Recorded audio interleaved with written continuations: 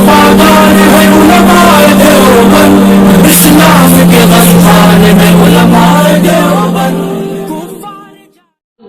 پر جتنے حالات آئے ہیں، جیسی جیسی تکالیف ہم صلی اللہ علیہ وسلم پر آئی ہے، جو مشقتیں آئی ہیں وہ تمام آپ پر بھی آئے گی، اور یہ وراثت کی تقسیم ہے آپ کے لیے، اس لیے کہ آپ جب وارث انبیاء ہیں یقیناً اس وراثت کے آپ بھی حقدار ہیں، اور پھر ہم سب کے ساتھ میں ایک سنت زندہ ہو رہی ہے، تو اس سے ہمیں مایوس ہونے کی ضرورت نہیں ہے،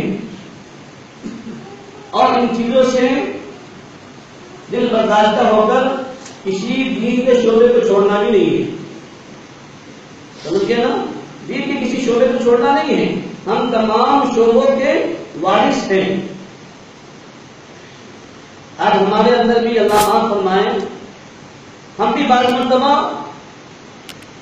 اس ہوا کے رخ پر بہ جاتے ہیں کہ چلو تم ادھر کو ہوا ہو ادھر کی، نہیں، علماء کا مقصد یہ نہیں ہے، علماء کا وقار یہ نہیں ہے، بلکہ حضور صلی اللہ علیہ وسلم کے جتنے شعبے ہیں، نبوت کے جتنے شعبے ہیں وہ سب ہمارے شعبے ہیں، یہ نہیں ہے، مکتب بھی ہمارا شعبہ، مدرسہ بھی ہمارا شعبہ، اور یہ سب نبوت کے شعبے ہیں، مصلی بھی ہمارا شعبہ، دعوت کا کام بھی دیکھتے ہی شعبہ، خانقاہ اور تصوف کا شعبہ بھی دیکھتے ہی شعبہ، خدمت خلق جمعیت اور مسلم مسلح یہ جتنے ہیں سب نبوت کے شعبے ہیں، دین کے شعبے ہیں، یہ کوئی الگ ہے؟ الگ ہے کیا دین سے یہ سب چیزیں؟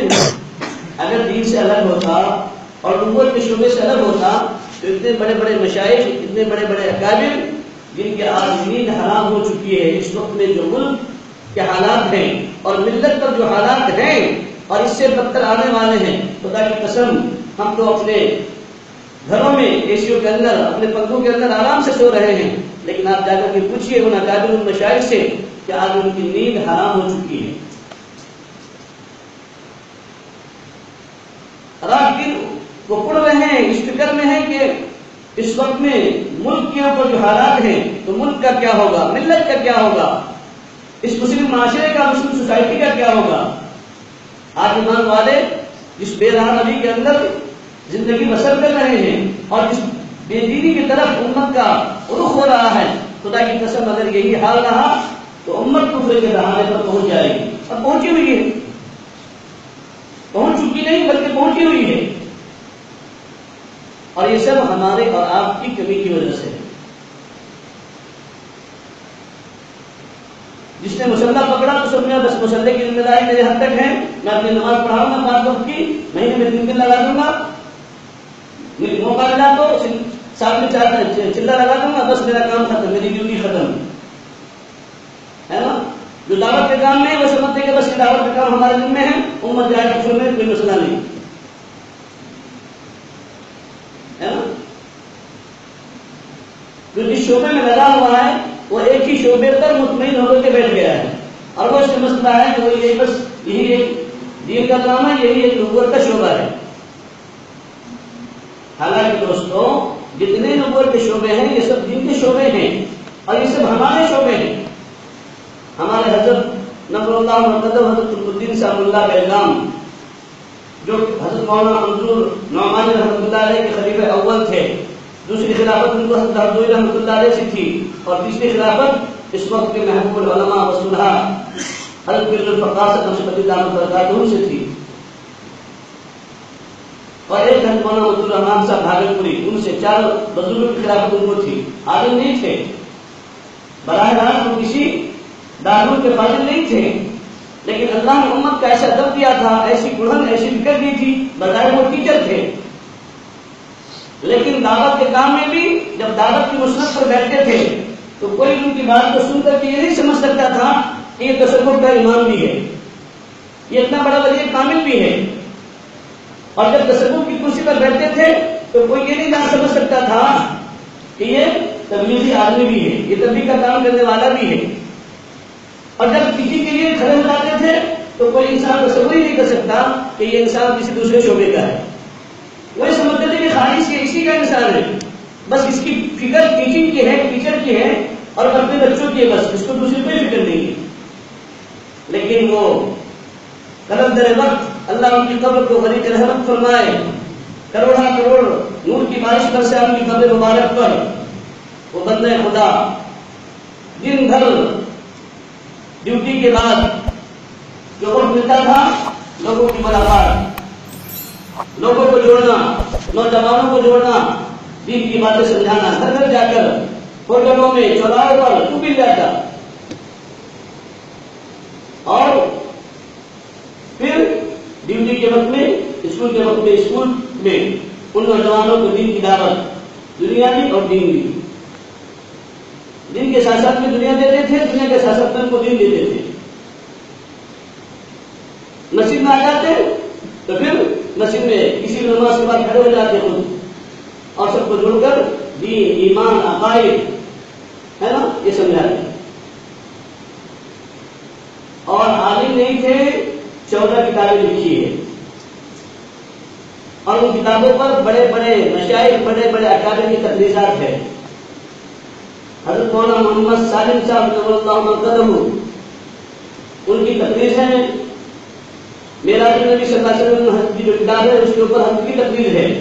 قاری رشید اجمیری گجرات کے ان کی تقریر ہے. حضرت مولانا سجاد صاحب نعمانی اور حضرت دامت برکات ان کی تقریر ہے. حضرت مفتی طاہر حسین صاحب صدر مفتی مظاہر ان کی تقریر ہے ان کی کتابوں کے اوپر. حضرت مفتی احمد صاحب خانپوری ڈھابیل جو مفتی گجرات ہیں ان کی تقریر ہے ان کی کتاب کے اوپر. جب ہمارے حضرت کا ان کا انتقال ہوا تو سب سے پہلے ای میل آئی ڈی جو آیا وہ حضرت میر صاحب کا آیا اور دوسرا حضرت خانپوری صاحب کا آیا. اور حضرت ہمارے حالانکہ بظاہر وہ عالم نہیں تھے اور بالکل سیدھے سادے ساتھی بھی رہتے تھے. وہ دوپر لکھی ہوگی 18 والی اور وہ چوڑا پائجامہ اور بس سے 2 انچ نیچے ایک کرتا پہنتے تھے. میں اس لیے بات واقعی عرض کر رہا ہوں کہ ایک انسان جب فکر اوڑھ لیتا ہے نا تو اللہ تبارک و تعالیٰ اس فکر کی وجہ سے، فکر کی نسبت پر تمام کاموں کے لیے اس کو چن لیتے ہیں، کھڑا کر دیتے ہیں. بانی تبلیغ کیا تھے؟ بانی تبلیغ کا صرف تبلیغ کے لیے، صرف تبلیغ کے لیے کیا عالم نہیں تھے وہ، حافظ نہیں تھے وہ، مدرسے میں نہیں پڑھایا انہوں نے. اگر تبلیغ بھی ملے دیے تو کیا مدرسہ چھوڑا انہوں نے؟ علماء کو چھوڑنے کی محنت چھوڑی انہوں نے؟ مکاتب کی محنت کو چھوڑی انہوں نے؟ مدرسے کو چھوڑا انہوں نے؟ نہیں، تمام شعبوں کو لے کر کے چلتے رہتے. اور ان کا تو اللہ اکبر کبیرہ، علماء دیوبند کی عظمت، اپنے مشائخ اکابر کی عظمت میں نے خود پڑھایا براہ راست اور خود سنا کے شیخ اول سے کہ حضرت مولانا الیاس صاحب رحمۃ اللہ علیہ جب دیوبند جاتے تھے تو جو جامع مسجد ہے وہاں پر جاتے ہی جو کرایہ ہے اس میں سے جو بھی ہوں دیکھے ہوں گے، وہاں پر جاتے ہی حضرت اپنی چپل کو اتار لیتے اور جھولی میں ڈال دیتے. کون؟ بانی تبلیغ مولانا الیاس صاحب رحمۃ اللہ علیہ. اور فرماتے تھے یہ سرزمین وہ ہے کہ جہاں سے مجاہدین پیدا ہوئے، مبلغین پیدا ہوئے، محدثین، مفسرین، دنیا کے تمام شعبوں میں کام کرنے والے افراد کو اللہ تبارک و تعالیٰ نے اس سرزمین سے اٹھایا ہے. اور یہ گنہگار اس سرزمین پر پڑا ہے. یہ میرے آقا کی سرزمین ہے. الیاس کی کیا ضرورت ہے کہ اپنے آقا کی سرزمین پر، اپنے استاد کی سرزمین پر جوتے پہن کر جائے؟ نہیں جاتے. آج مولانا الیاس رحمۃ اللہ علیہ کی تاریخ کو جنہوں نے پڑھا نہیں، سمجھا نہیں، وہ کہتے ہیں کہ مولانا الیاس صرف ولی ون دعوت، دوسرا کچھ نہیں کی. حضرت مدنی رحمۃ اللہ علیہ اور شیخ الاسلام دلی نبی کلینک کے اندر آئے ہوئے تھے. سمجھ گئے؟ ان کا پلیٹ فارم کیا تھا؟ جمعیت کا. جمعیت کے اجلاس کے لیے وہ آئے ہوئے تھے. ادھر سے حضرت مولانا الیاس صاحب رحمۃ اللہ علیہ کی شیروزہ کی جماعت وہاں پر گئی ہوئی تھی اسی محلے میں پڑوس میں. دیکھا کہ پوسٹر لگا ہوا ہے مسجد کے اندر، یہ اطلاع مل گئی ہوگی، ادھر سے چل دیے کہ نہیں میرے استاد میرے آقا آئے ہوئے ہیں، چلو آج ساتھی چلو آج وہاں حضرت کا بیان سنیں گے. اور ادھر سے حضرت مولانا مدنی سب ساتھی کو لے کر کے آ رہے ہیں کہ چلو مولانا اجاز کی جماعت ہے، چلو آج سب جمعیت کا کام وہاں سے ہوگا، آج سب جمعیت کی بات وہاں سے ہوتی ان سے کروائیں گے۔ دونوں کے راستے میں ملاقات ہو گئی، سمجھ گئے؟ مولانا الیاس صاحب رحمۃ اللہ علیہ اپنی چپل اتار کر کے حضرت مدنی سے مصافحہ کیا، معاملہ کیا اور فرمایا حضرت ہم تو آپ کا بیان سننے کے لیے جا رہے تھے کہ ہمیں آپ سے فیض حاصل ہو جائے، ہمارے ساتھی کو فیض حاصل ہو جائے۔ اور حضرت فرمایا کہ ہم نے بھی یہی سوچا کہ اپنے ساتھیوں کو آپ کے پاس لے جائیں تاکہ آپ کی زبان مبارک سے جمعیت کیا ہے اور جمعیت کا کام کیا ہے یہ آپ ارشاد فرمائیں۔ دونوں کھڑے کھڑے ایک دوسرے کا بیان ہو گیا، وہ تو چلے گئے، وہ تو چلے گئے۔ یہ تھی ہمارے اکابر مشائخ کی آپس میں محبت اور تعلقات۔ آج اس تعلقات کو ہم نے توڑ دیا ہے، سمجھ گیا نا؟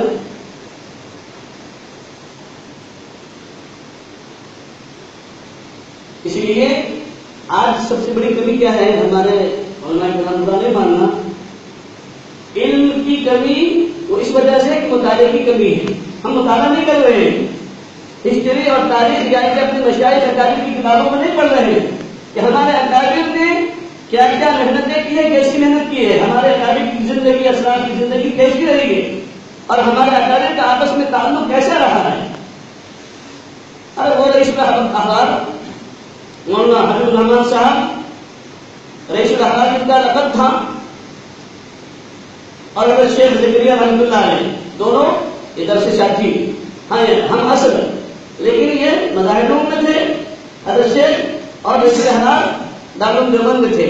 جب حضرت شیخ وہاں پر جاتے تو رئیس الاحبار ان کا تھوڑا کبھی کبھی مذاق بنایا کرتے۔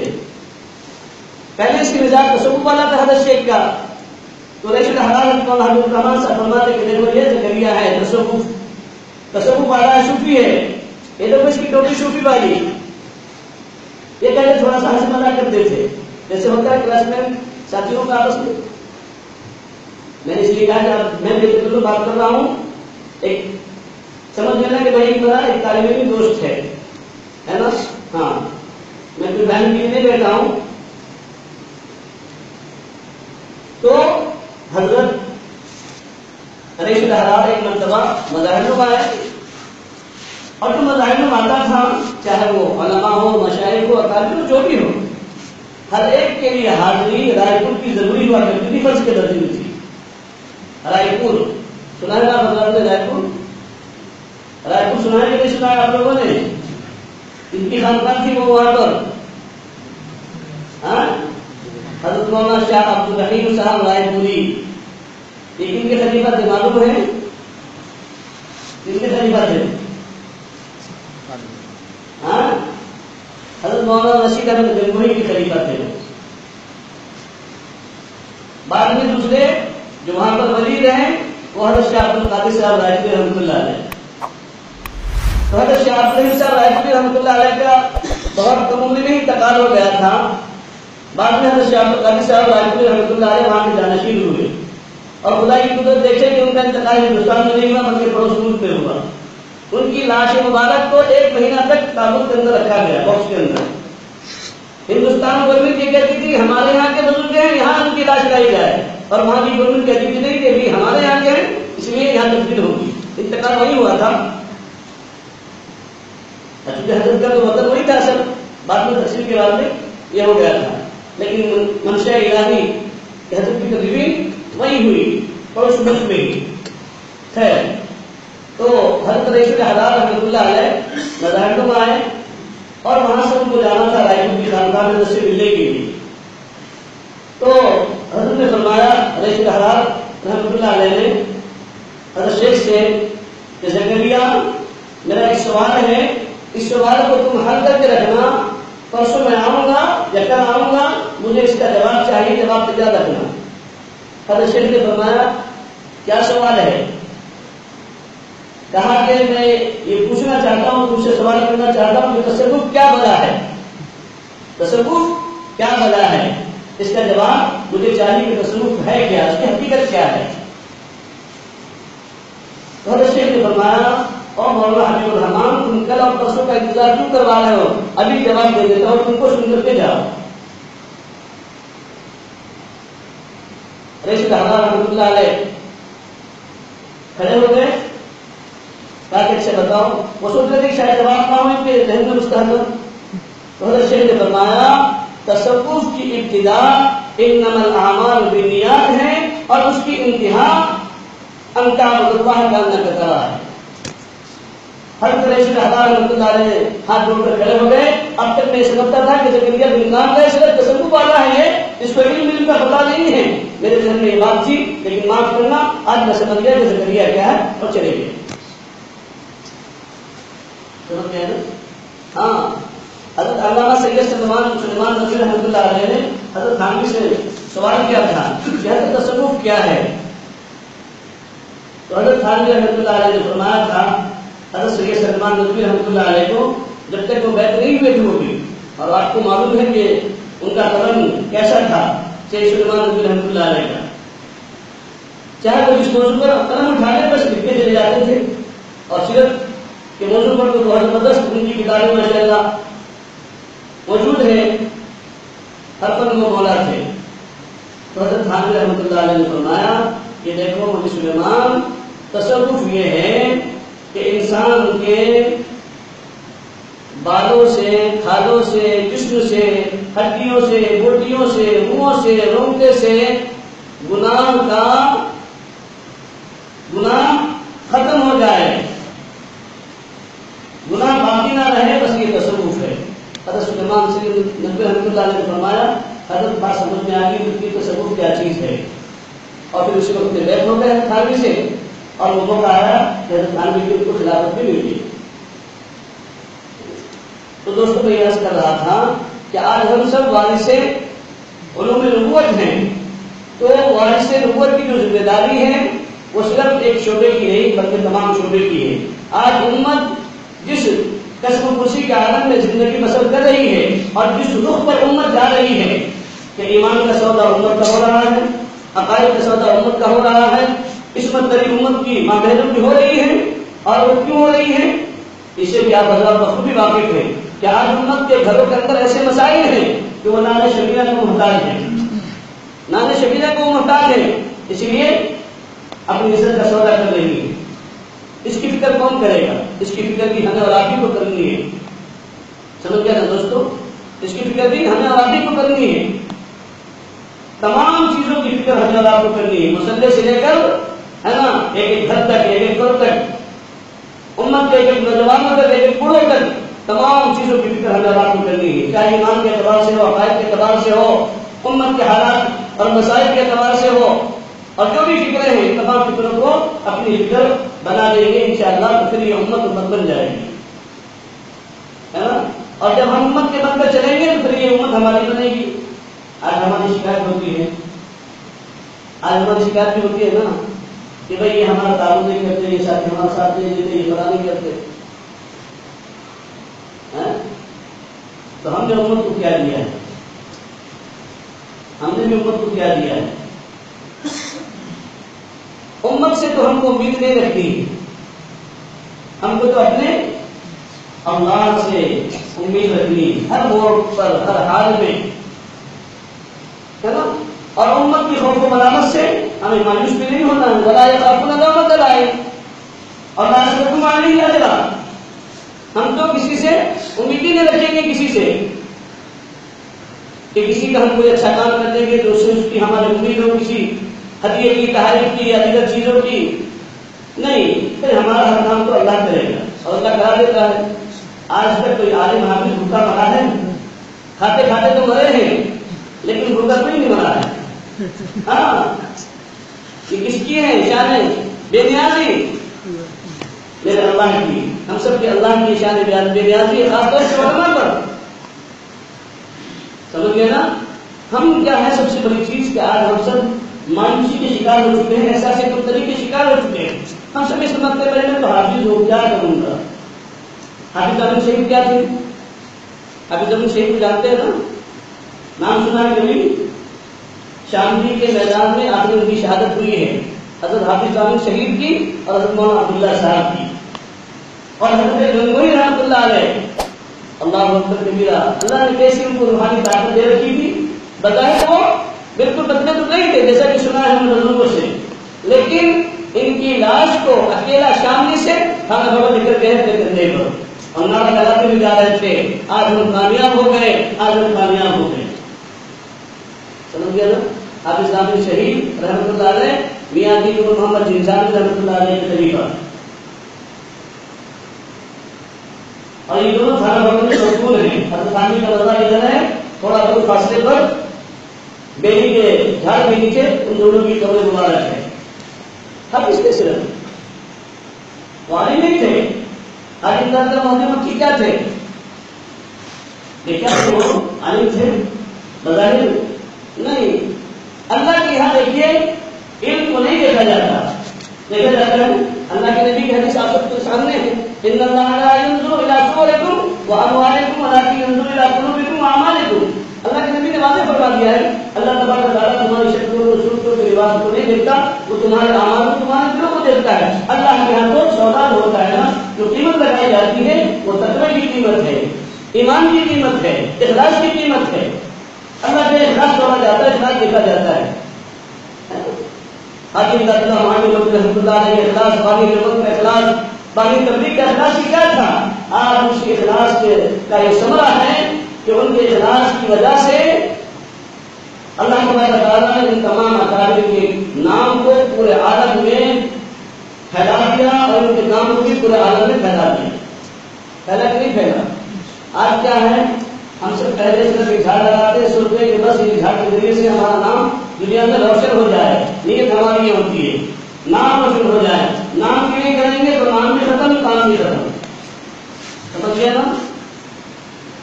نام کے لیے کریں گے تو نام بھی ختم، کام بھی ختم. اور جب کام سمجھ کر اللہ کی رضا کے لیے کریں گے تو اللہ کام کو بھی باقی رکھیں گے، نام کو بھی باقی رکھیں گے. جیسے آج نقابی مشاہیر کا نام دنیا میں باقی ہے، روشن ہے. چلو نا دوستو، ہاں تو ان سب کے لیے ہم سب کو کیا کرنا پڑے گا؟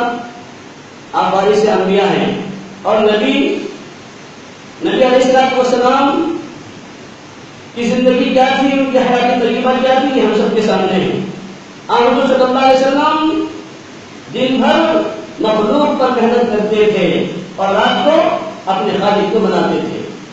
تو ہمیں اور آپ کو بھی رات کا راہب بننا پڑے گا. کیا بننا پڑے گا؟ رات کا راہب، دن کا شہسوار. تو کام چلے گا تو امت کی گاڑی چلے گی. نہیں تو اگر یہ علماء سو جائیں گے، ذمہ دار سو جائیں گے، وارث ہو جائیں گے، ساری دنیا اور ساری امت سو جائے گی. سب سے زیادہ کوئی سوال کس سے ہوگا؟ اللہ کے یہاں پہلے. ہمارا آپ ہی سوال ہے نا. امت کی کچھ بات کی چیز ہے، پہلے گربان ہمارا پکڑا جائے گا. جتنا بڑا اللہ نے مقام دیا ہے، دیکھو ایک اصول یاد رکھنا، جو جتنا بڑا ذمہ دار ہوتا ہے اس کی اتنی بڑی ذمہ داری بھی ہوتی ہے. مثال کے طور پر آپ نے اپنے محلے کے اعتبار سے ایک کارپوریٹر کا انتخاب کیا، ایک نگر سیوک کا انتخاب کیا. اب وہ ذمہ داری آ گئی اس پر، آپ نے اس کو ذمہ دار بنایا ہے. اب اگر وہ 5 سال کے اندر آپ کے گلی کوچے کا کام کرتا ہے، آپ کی سڑکیں بناتا ہے، پانی کے نل وغیرہ کا دھیان رکھتا ہے، لائٹ کا دھیان رکھتا ہے، کام کاج کرتا ہے، تو آپ اس کو آئندہ بھی باقی رکھیں گے. اور اگر نہیں کیا تو کیا کریں گے؟ رکھیں گے باقی. آئندہ بولے کہ اچھا تجھے 5 سال کے بعد بھی طرح نمبر آئے گا، تجھے دکھائیں گے انشاءاللہ، ایک بھی مدد تجھے نہیں ملے گا، ہے نا؟ ہاں، اس کو گرا دیتے ہیں، ختم کر دیتے ہیں، ڈیلیٹ کر دیتے ہیں، ڈیلیٹ کر دیتے ہیں. تو جب ذمہ دار اپنی ذمہ داری کو نہیں نبھاتا تو اللہ تبارک و تعالیٰ اس کو اس کرسی سے اتار دیتے ہیں. سمجھ گئے نا؟ ہاں، تو ہم بھی ذمہ دار ہیں، ہماری ذمہ داری بڑی ہے، ہماری ذمہ داری پہلی ہے.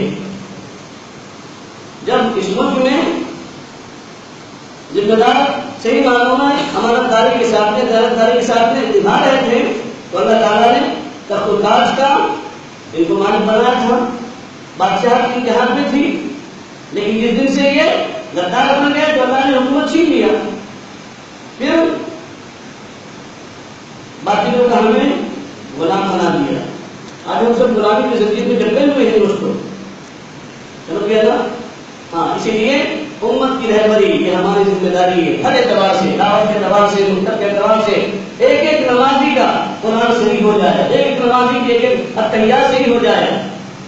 پورے محلے میں جتنے بسنے والے وہ ہیں، اگر آپ امام ہیں تو آپ کی ذمہ داری ہے کہ جو بسنے والا وہ جو محلہ آپ کے ذمہ ہے اس محلے کی تمام تر نوجوانوں کا قرآن، ان کا عقائد، ان کا عقیدہ اور ان کا قرآن، ان کی ضروریات زندگی کے مسائل ان تک آنی چاہیے. آپ کی ذمہ داری آپ بولے بتائیں، پھر اگر وہ نہیں کرتے تو آپ بری ہیں. لیکن آپ سمجھ رہے کہ نہیں سر میری ذمہ داری اتنی ہے کہ میں نماز پڑھا کے 5 ٹائم کی چلو. اور پھر اللہ تعالیٰ نے تو آپ کو اتنا بڑا اعزاز دے دیا ہے نمبروں میں خراب، کتنا بڑا اعزاز اللہ نے فرمایا ہے نمبروں میں خراب کا. آپ ہر جمعہ میں تقریر کرتے ہیں، کیا آپ کو حق بات کہنے سے کوئی روکتا ہے؟ اگر روکے تو آپ ایسے روزی کو لات مار دو. اگر کوئی متوجہ مسجد کا یہ کہیں کہ آئندہ سے تم سود پر بات نہیں کرنا، بیاج پر بات نہیں کرنا، دعوت کے علاوہ بات نہیں کرنا، پورا قرآن دعوت ہے، پوری حدیث دعوت ہے. ان جاہلوں کو، ان بیچارے نادانوں کو سمجھانا یہ ہماری ذمہ داری ہے. معاشر صدیقہ رضی اللہ تعالیٰ کے پاس صاحب آئے تھے نا، کیا آپ صلی اللہ علیہ وسلم کے اخلاق بتاؤ تو معاشر صدیقہ نے کیا فرمایا؟ پورا قرآن آمدن کے اخلاق ہے. آمدن صلی اللہ علیہ وسلم کی صفات پورا قرآن ہے، پوری زندگی آمدن کا، آمدن کی پوری زندگی وہ پورا قرآن ہے. یہ ہم بتائیں امت کو، امت کو اس کا علم نہیں ہے. جس کو جتنا علم ہوتا ہے وہ اپنے اس علم کے مطابق وہ بات کرتا ہے نا. تو ان بیچاروں کو تو معلوم نہیں ہے یہ ساری چیزیں. آپ ان کو پیار سے، محبت سے بتائیں، ہے نا. ہاں، اور پھر وہ نہیں سمجھتی، نہیں آتے تو چھوڑ دو ان کے امتحان پر. سلام بحث کرنے کی ضرورت نہیں ہے. ہمارا جو کام ہے، ہماری جو ذمہ داری ہے، ہمارا جو فرض منصبی ہے اس کو ہم نبھانے والے ہیں. اس کے لیے آپ جمعرات کے ایک دن پہلے تھوڑا سا مطالعہ کریں، کتابوں کو پڑھیں، جس عنوان پر جس ٹاپک پر آپ کو بات کرنی ہے مدلل آپ پڑھ کر کے انشاءاللہ بات کریں. دلائل کے ساتھ میں، حوالے کے ساتھ میں، چاہے بزرگوں کے واقعات ہو، صحابہ کے واقعات ہو، تابعین کے اولیاء اللہ کے واقعات ہو، یا جو بھی آپ بات کریں. سمجھ گئے نا؟ تو انشاءاللہ دیکھیں اللہ آپ کی باتوں میں اثر ڈالے گا، آپ کی باتوں میں تاثیر ڈال دے گا. اور دیکھو ہم کسی کو منگوا نہیں سکتے، ماننے کی ہدایت بھی اللہ ہی دے گا. سمجھ گئے نا؟ ہاں، میں کہتا ہوں سارا مجمع نہیں مان رہے، دو مان رہے ہیں. دو کو تو اللہ ہدایت دے گا، دو کو اللہ توفیق دے گا. بس ہم کو سارے مجمع کو بنوانا اور کہنا یہ ہماری ذمہ داری نہیں، ہمارا کام تو بس کر دینا ہے. ہمارا کام تو دعوت تک پہنچا دینا ہے، ہدایت کر دینا تو اللہ کے ہاتھ میں. تو ہم دعوت سے بھی جڑے رہے، خانقاہ سے بھی جڑے رہے، مدارس سے بھی جڑے رہے، مکتب سے بھی جڑے رہے، سب شعبے کے ہم ذمہ دار ہیں. اگر کسی شعبے کی تنقید ہمارے ذہنوں میں آتی ہے اور کسی شعبے کی حقارت ہمارے ذہن میں آتی ہے، یاد رکھنا میرے جملے نہیں ہیں، میرے الفاظ نہیں ہیں، خود بانی تبلیغ مولانا الیاس صاحب رحمۃ اللہ علیہ، مولانا نقوی رحمۃ اللہ علیہ اور بڑے بڑے اکابر مشائخ کے ملفوظ ہیں. خود نبی کی حدیث ہے کہ جو دین کے کسی شعبے کی حقارت اس کے دل میں آتی ہے اور کسی شعبے کو ترقی سے دیکھتا ہے وہ اپنے ایمان کی خبر بنا، وہ چاہے کوئی بھی ہو، عالم ہو غیر عالم ہو. ٹھیک ہے، ایک انسان کو غلطہ اگر دعوت ہے اچھی بات ہے، لیکن وہ گمراہی کا سبب. بنی اسرائیل گمراہ کیوں ہوئی؟ غلطہ تھا غلطے میں وہ گناہ کر دیے اور گناہ سے پھر وہ گمراہ ہو گئے. تو ہمارے مشائخ فرماتے ہیں غلطہ اچھی چیز ہے، دعوت والے کو دعوت کا غلطہ اچھی چیز ہے، خانقاہ والے کو خانقاہ کا غلطہ اچھی چیز ہے، مدارس والے کو مدارس کا غلطہ اچھی چیز ہے، مدارس والے کو مدارس کا غلطہ اچھی چیز ہے، سوشل ورک کے کام کرنے والوں کو سوشل ورک کے کام کا غلطہ اچھی چیز ہے. لیکن اگر غلو آ گیا، نہیں یہ 6 کام ہیں فرمایا گیا کام میں سے اپنے ایمان کی گھر بنانا. ہاں، ہم تو نبی کے ماننے والے ہیں. اور آج جو امت پر یہ جوتیاں اور یہ ٹھپیرے پڑ رہے ہیں اس کی وجہ بھی یہی ہے کہ ہم نے اب تک دین کو اصل میں صحیح معنوں میں سمجھا نہیں ہے کہ دین ہے کیا چیز ہے، دین کیا ہے، دین کا پیغام کیا ہے. نبی علیہ الصلوۃ والسلام کی زندگی اور نبی علیہ الصلوۃ والسلام کے احکام اور نبی علیہ الصلوۃ والسلام کی شریعت اور سنت ہے کیا چیز. اس کو مشہور ہے، کنواں ہوتا ہے باڈی، اس کا ملنا کیا سمجھتا ہے؟ بس میں بہت بڑی دنیا میں ہوں، تالاب دیکھا نہیں، سمندر دیکھا نہیں، وہ سمجھتا ہے بہت بڑی دنیا ہے نا؟ تو امت کا حال آج یہی ہے، کسی بھی امت تک ان باتوں کو پہنچانا، امت کے اندر امت کو وسیع القلب بنانا، وسیع النظر بنانا، اور امت کے اندر یہ تمام چیزوں کے امت کے ذہنوں میں دماغوں میں ڈالنا، یہ ہماری اور آپ کی ذمہ داری ہے۔ اور اگر ہم بھی ان کی اپنے مسئلے کو بچانے کے لیے یا اپنے مسلط کو بچانے کے لیے کہ نہیں اگر میں حق بات کہہ دوں گا تو دستی نکال دیں گے، متولی نکال دیں گے، مکتب کا ذمہ دار نکال دے گا، تو گویا کہ آپ نے اس کو اپنا خالق مان لیا ہے، اللہ کو خالق نہیں مانا۔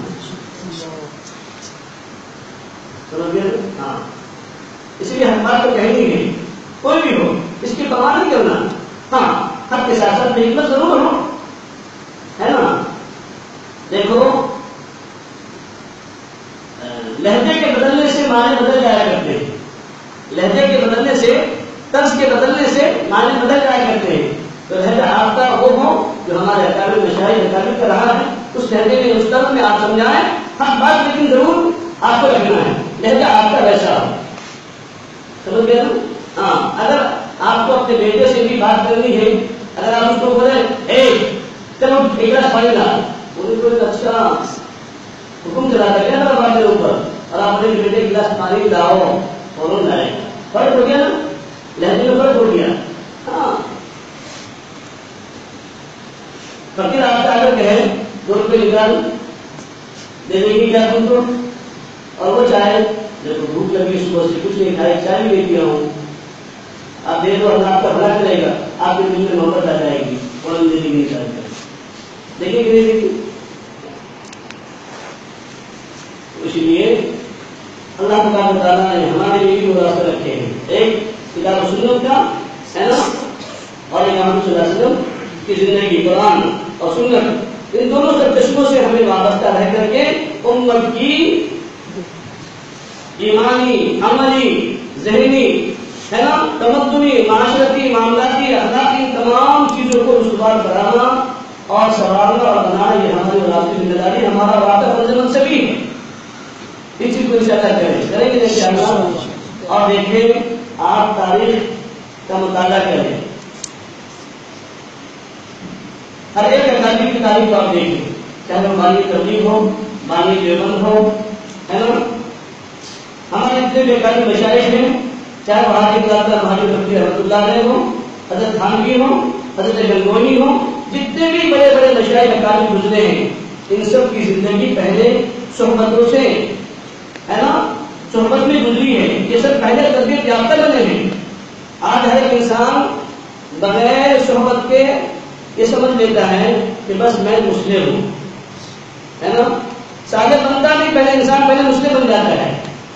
یہ سب سے بڑی کمی ہے آج امت کی، آپ ہی کی نہیں، ہمارے آپ کی تو ہے، یہی امت کے لیے ہے نا۔ وہ اپنی عقل کے گھوڑے دوڑاتے ہیں، حدیث میں، قرآن میں، سنت میں، نصیب میں، مدرسے میں، ہے نا، نہیں میں جو کہوں یہ ہونا چاہیے، ہے نا، ممبر ایسے نہیں ایسا بننا چاہیے، محراب ایسے نہیں ایسی بننی چاہیے، پنکھا ایسے ہی لگنا چاہیے، ٹھیک ہے، یہ تو دیگر چیز ہے، لیکن جہاں پر شریعت اور جہاں پر قرآن کا حکم ٹوٹ رہا ہے وہاں پر کچھ متولی کی بات ماننے کی ضرورت کیا ہے ہمیں؟ بلا یخافون لومۃ لائم کے تحت ان کی پرواہ نہیں کرنا ہے نا۔ تو آپ ان مشائخ کی زندگیوں کو دیکھیں کہ ان مشائخ کی جو ہے نا، ان اکابر کی راتیں الگ، دن الگ، خود آپ نبی صلی اللہ علیہ وسلم، میں بات عرض کر رہا تھا نا کہ آپ صلی اللہ علیہ وسلم دن بھر مجاہدات کرتے تھے، ہے نا، مغلوب پر محنت کرتے تھے، اور رات کو اللہ کے سامنے کھڑے ہو جاتے تھے اور اللہ کو منانے کے لیے پاؤں پر ور مبارک آ جاتے تھے۔ کیا ضرورت تھی آپ نبی صلی اللہ علیہ وسلم کو اتنا لمبا قیام، اتنا لمبا سجدہ، اتنا لمبا رکوع؟ عام طور پر بس شاید ہے نا بھائیوں، بس شاید ہے، پھر بھی کیا ضرورت تھی؟ یہ امت کی تربیت، امت کی رہبری کے لیے کہ امت کا مسئلہ دنیا والوں سے حل نہیں ہوگا، اللہ سے مسئلہ حل ہوگا۔ اس لیے دن کے اندر دن کے اجالوں میں مخلوق کو مناؤ، مخلوق کی خدمت کرو، اور رات کی تنہائی میں اپنے غازی کو مناؤ. اسی لیے یا مدثر قم فانذر کہا گیا ہے. قم فانذر سمجھ گیا نا؟ ہاں بس اس طرف کے بعد تبکر الیہ تبکیرا کہا گیا ہے. کیا تبکر رسول؟ تو ہمیں بھی ان اوصاف سے لیس ہونا پڑے گا. ہم سب ایک امت کے قائد ہیں اور قائد کو قائدانہ اوصاف سے لیس ہونا پڑے گا. جب تک قائد اوصاف سے لیس نہیں ہوتا اس کو بھی پہچانتا بھی کوئی نہیں ہے. تو ہم سب امت کے قائد ہیں، امت کے رہنما ہیں، امت کے رہبر ہیں. تو قائدانہ اوصاف سے ہمیں اور آپ کو لیس ہونا ہے اور امت کی صحیح معنوں میں صحیح رہبری اور صحیح تربیت کرنی ہے. انشاءاللہ اس کے لیے ہم سب تیار ہو جائیں اور آج سے انشاءاللہ نیت کر لیں کہ ہم سب انشاءاللہ اہل علم کی صحبت میں بھی جائیں گے، اہل اللہ کی صحبت میں بیٹھیں گے، اپنا تزکیہ کرائیں گے. دیکھو آپ اللہ سے بارے میں ماشاءاللہ وفاد ہیں. اللہ نے نبی کی رسالت کا مقصد کیا بتایا؟ ربنا وبعث فيهم رسولا من انفسهم يتلو عليهم آياته ويزكيهم ويعلمهم الكتاب والحكمة. تعلیم، تبلیغ، تزکیہ. کثرت کا تبلیغ کہا گیا ہاں؟ تو تعلیم بھی، تبلیغ بھی، تزکیہ بھی سب ضروری ہے. ہم ایک ہو کر نہیں بیٹھنا ہے. ہم سب کے سب ہمارے ہیں اور سب سے مراد کیا؟ دین کے نبوت کے جتنے شعبے ہیں ہم تمام شعبے کے ہیں اور تمام شعبے ہمارے ہیں. ہمارے رحمۃ اللہ علیہ مثال دیا کرتے تھے عورت کے لیے 4 شادی جائز ہے. 4 مرد کا جائز ہے کیا؟ بولو بھائی میں نہیں ہے نا؟ زیادہ وقت نہیں کہتا ہوں، بس اس بات کے بعد میں ختم کرتا ہوں. لیکن ایک مرد کو 4 شادی تو جائز ہے نا؟ کیوں؟ اللہ نے یہ چیز رکھی ہے اس لیے کہ اگر ایک عورت 4 مرد رکھے گی تو اس کا سمجھ میں نہیں آئے گا اولاد کس کی ہے کیا معلوم، سب حرام. اور ایک مرد کے بعد 4 بیوی ہوگی تو مرد کو تو معلوم ہے کہ بھائی میں اکیلا چھوں اور میری 4 بیوی کا سب اولاد میری ہے. تو ہمارا فرماتے تھے رحمۃ اللہ علیہ کہ بھائی دیکھو مرد کو اللہ نے 4 شادی کی اجازت دی ہے تو ہم مرد ہیں اور ہم نبی کے وارث ہیں، نبی کی امت کی ہیں، ہم سب کے ہیں، سب ہمارے ہیں. 4 شعبے جتنے دین کے شعبے، نبوت کے جتنے شعبے 70 سے زیادہ، ان تمام شعبوں کے ہم حقدار ہیں اور ہم اس کے ذمہ دار ہیں. سمجھ گئے تھے انشاءاللہ؟ تو کریں گے. کون کرے گا؟ اپنا وقت کہاں لگائیں گے؟ دین کے ہر شعبے میں.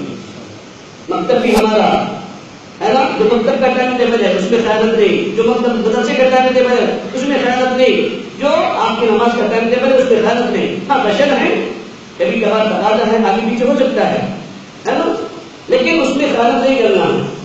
سمجھ گیا نا؟ ہاں ایسے ہی اپنے تزکیے کے لیے کہاں جانا ہے؟ اللہ والوں کے پاس میں جانا ہے. اب آپ کہیں گے ہم تو عالم ہیں، ہم نے تو پورا قرآن پڑھا ہے، پوری حدیث پڑھی ہے، ہم کو کیا ضرورت ہے تزکیے کی؟ تو بانگی دیوبند کون تھے؟ عالم تھے کہ ملا جی تھے؟ بانگی دیوبند حضرت محمد قاسم نانوتوی کون تھے؟ عالم تھے نا. کیسے عالم تھے؟ آج ہم جیسے نہیں تھے. اور نانوتوی کا کوئی عالم تھا، ہم نے تو پکڑی باندھ دیا تھا یہ بزرگوں کی نسبت کی وجہ سے، ورنہ تو میں اس کا اہل نہیں ہوں. حضرت نانوتوی رحمۃ اللہ علیہ کا جو پہرایا اور پہننا ان کا جو لباس تھا، ایک لنگی باندھتے تھے اور ایک کرتا اور ایک لنگی کندھے پر ڈال دیتے تھے. جاتے جاتے کہیں جاتے تو کوئی تالاب نظر آ جاتا، وہاں پر نہا لیتے، اس لنگی کو دھو کر رکھ دیتے، اس لنگی کندھے پر اس کو پہن لیتے. ایک گاؤں کے اندر جاتے جاتے ایک جگہ پر نماز کا مسئلہ آیا. حضرت نانوتوی رحمۃ اللہ علیہ کو اتنا جانتے نہیں تھے، ساتھی تھی ان کی زندگی میں. وہ بالکل جہاں جیسا لباس اس لنگی کو باندھ دیتے تھے اور کرتا ہے لنگی نیچے ہوتی تھی. تو نماز کا وقت آ گیا، غالباً مغرب کی نماز تھی، حضرت نے نماز پڑھا دی. لوگوں نے کہا بھائی وہ چہرہ ان کا بگڑ لگ رہا تھا، تو لوگوں نے ان کو پڑھا دیا، کیا پڑھا دو، پڑھا دیے. اس میں کچھ غلطی سے حرکت ہو گئی. اب لوگوں میں بوڑھے لوگ ایسے ہوتے ہیں نا، دیہاتوں کے بہت اکڑ مزاج ہوتے ہیں، وہ نہیں کہتے جلدی. اب وہ آپس میں مذاکرہ کرنے لگے کہ بھائی نماز ہو رہا ہو. انہوں نے کہا بھائی نماز ہو گئی. میں نے بولا ایسا کیسے؟ نماز نہیں ہوئی، تیرا مسئلہ نہیں مانتے، ہمارا مسئلہ ہے کہ نماز نہیں ہوئی. اس میں سے 2-4 لوگوں نے کہا ٹھیک ہے، ضرور کے قریب کی غلطی کی بات ہے. 2-4 لوگوں نے کہا کہ ٹھیک ہے ہم دیوبند جائیں گے صبح کو، مولوی قاسم جو کہے گا اس کی بات ہم مان لیں گے. کہا ٹھیک ہے چلے جانا مجھ صبح دیوبند. اگر وہ کہتے نماز دہرانے کے لیے تو میں دہرا دوں گا. اور چلے گئے دیوبند، وہ لوگ صبح میں 11 بجے برابر 10 بجے آ گئے. لوگوں سے پوچھا مولوی قاسم کہاں ملیں گے؟ کہا سکتا مسجد ہے، چھوٹی سی مسجد، آپ ہزار سے دیکھا ہوگا حضرت کی خلوت جاتی آتی ہے کہ جاؤ وہاں مل جائیں گے. آئے تو دیکھا اسی لباس میں، ہم لوگ پریشان ہو گئے. کچھ لوگ تو کہنے لگے نہیں کروانا مدعا نہیں دوسرا ہے یہ.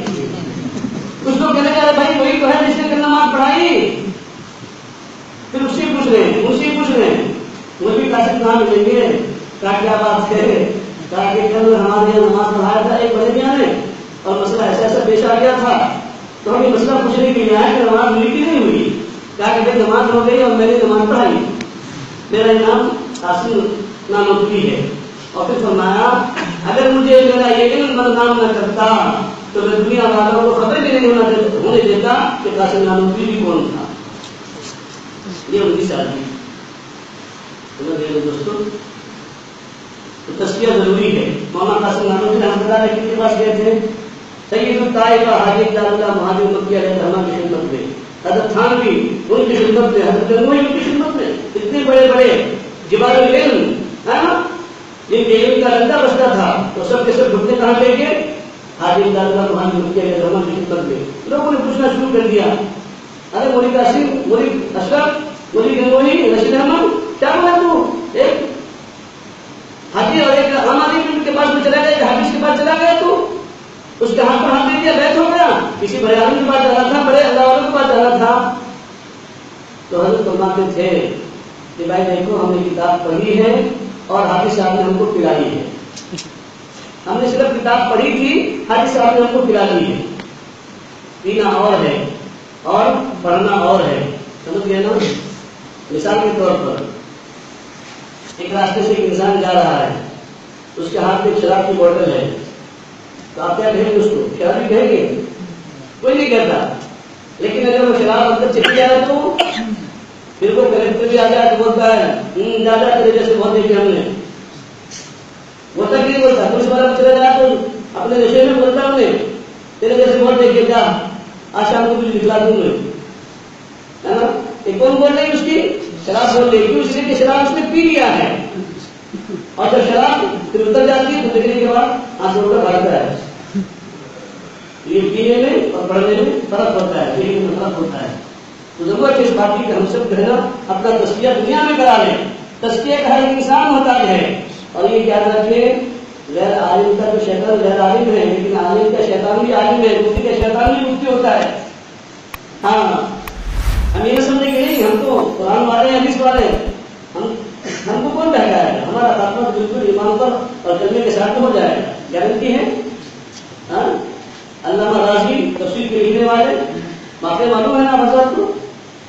ہاں علامہ فخر الدین رازی رحمۃ اللہ علیہ جو تفسیر کثیر لکھی ہے.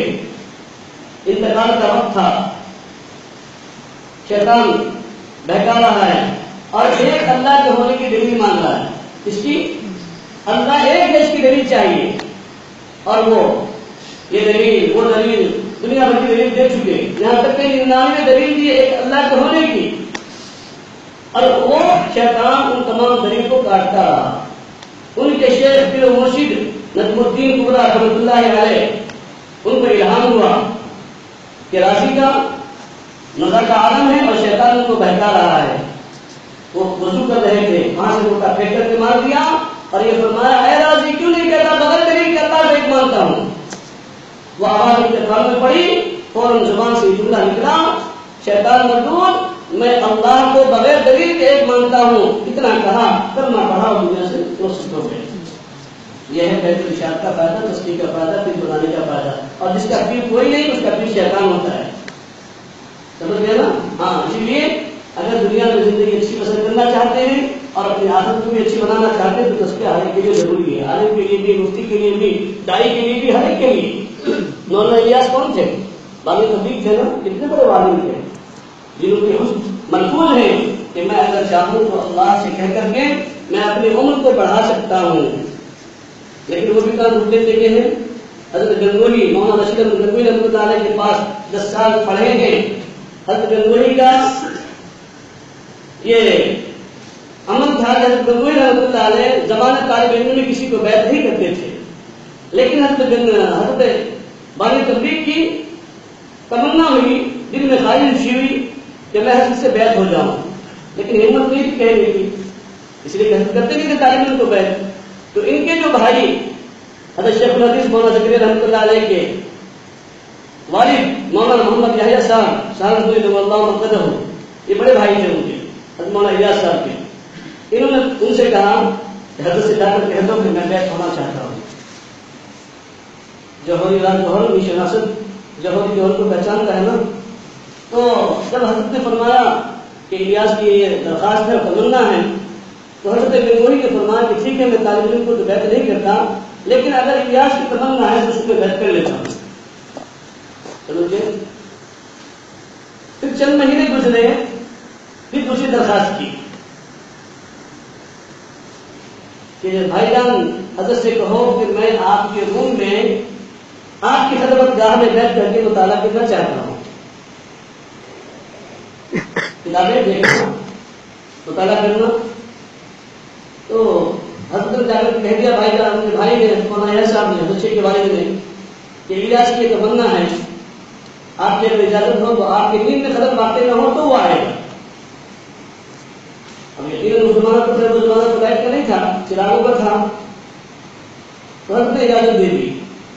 حضرت نے فرمایا ٹھیک ہے، اگر الیاس کی یہ تمنا ہے، الیاس چاہتا ہے کہ میرے روم میں بیٹھ کر مطالعہ کرے، کتاب پڑھے، تو اس کو اجازت ہے، اس کو اور کسی کو نہیں۔